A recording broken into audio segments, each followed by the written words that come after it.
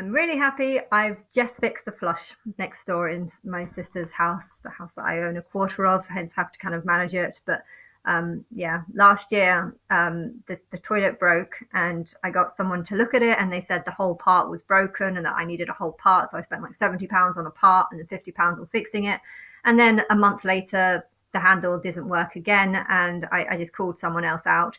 And I think was it last year or might have even been the year before that. I don't know. Maybe it was 2 years ago. But because I had difficulties, and then the third time she was wanting me to fix it, I was like, you know, you just get someone out and I'll pay 50 quid, and that's kind of how we resolved it. But I was kind of always a bit like bitter after that because it was like I'm spending, and then she was also complaining about lots of different things. And over the last 2 years, I've noticed that she's complained about more and more smaller things, things that are actually really easy to fix. Like last week there was the plank of wood that goes underneath a kitchen cabinet. Well, it fell off and she couldn't fix it. And technically, a screw had just fallen out, and all you need to do is screw it back in, um, and just fix it so that it's right. But it was very easy to do, and she didn't do it. And so yeah, because of this, I feel like if she's complaining and saying something's broken, I'm not seeing it as being broken. I'm seeing it as I need to just look at it and try and fix it myself. And yes, it was an easy fix. So I'm happy that I'm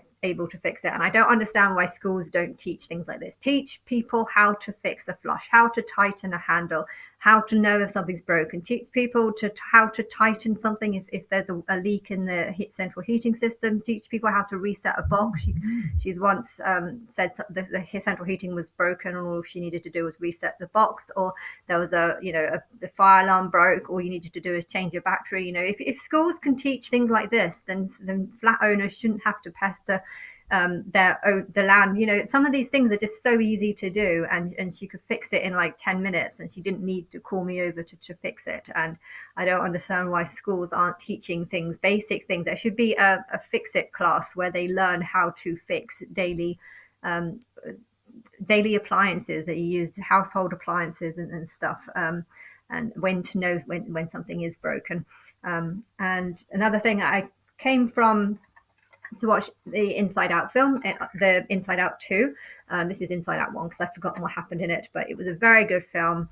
I have not seen many good films in a long time. I love the Barbie movie, but most of the films ever since COVID are films that I haven't really appreciated or haven't really liked, or are just like, yeah, like they were so much better before. But I was very glad and happy about this one. It was, I like the anxiety character.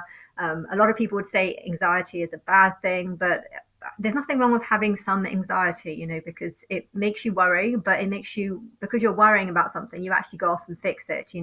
I was worried that this flush was broken, and last time I was worried, and I thought, okay, I'll get a proper builder to fix it, and it cost me £120.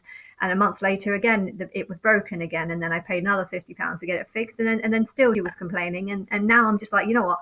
I'm actually just now, because I've seen her complain about so many different things, I'm just going to try and fix it myself, because it's probably a very easy fix. And it was a very easy fix. And sometimes anxiety can make you think that you can't do something, and until you actually try. But if you didn't have the anxiety there, you wouldn't worry about it. You would just like not care or something. And if you learn how to do stuff like this, so that if it happens again, you can fix it again. I don't like the idea of going through 3 rounds again only to find that it's still not broken. So if you learn how to fix it yourself, then you don't have that anxiety any longer, and learning how to do things, so anxiety is actually a good thing, and I liked that. And they also brought in sarcasm as well. I think part of the brain started breaking when sarcasm came in, but that reminded me of the angel of positivity, who I also said has a negative name of angel of sarcasm. I think that I have very little positivity left, hence my positivity is going to turn into sarcasm, or be used as sarcasm a lot, because I'm so like not positive right now. But I really love the film, and I would definitely recommend watching it, because it was, I just love films like this actually, because it kind of, it gives you an insider of how people are feeling, and it's also very emotional. And they were trying to control the girl rather than let the girl think for herself and just help. But it did remind me of Angel of Personal, Danny Minogue, Angel of a Person's Personal Spirit. But yeah, they were kind of acting like as a group spirit, and there are some spiritualists that don't think that there's one spirit that's guiding them. There's many, and so in a way that these were like their spirit guides, and so it was very relatable to what I'm talking about now in regards to the spirit. So I'm pretty sure the spirit did inspire this, and when Joy was shoved out of the brain and eventually got back in, that she was like, yeah, you need me. And I was kind of feeling like that's how I'd feel towards the producers who made that film. Just watch Max Martin film, which is a horrible film. I do not recommend anyone watching that, really.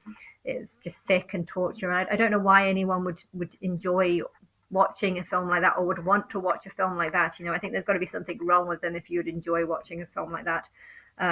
But yeah, this one was very, very good.